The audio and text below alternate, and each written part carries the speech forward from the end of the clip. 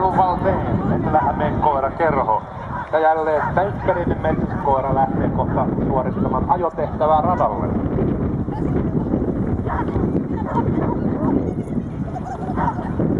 Valmistautuu 168 Manu, 169 Olli, 170 Koda. Jonkun toi haisteleminen on elämän tehtävä. Mitäs sitten, jos ne jäniksen jäljet löytyisi ja nähtäisi tuolla jänis, niin voi olla, että niin aggressiivisesti saisi hetkeksi jäädä. Kaksi kolmessa vuoroon 431 Valo ja Johanna Koukkula.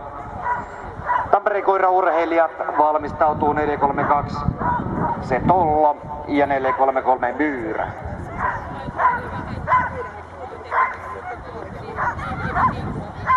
Kyllä tämä Ressu tämän homman osaa ja taitaa, mutta kun tuo mielenkiinto tuppaa olemaan pikkasen välillä tuolla hajussa, mitä tästä nurmikolta löytyy. Siinä mielessä tämmöinen nurmikko on vähän epäedullinen tällaiselle koiralle, että täällä varmasti on hajujen kirjo vähän erilainen kuin tuolla hiekalla.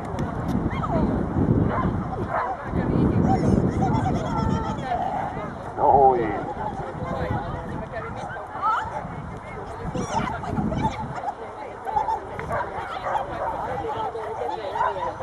Noin mennään ja sitten rengas vielä ja hyppynen urakka tehty tältä päivältä.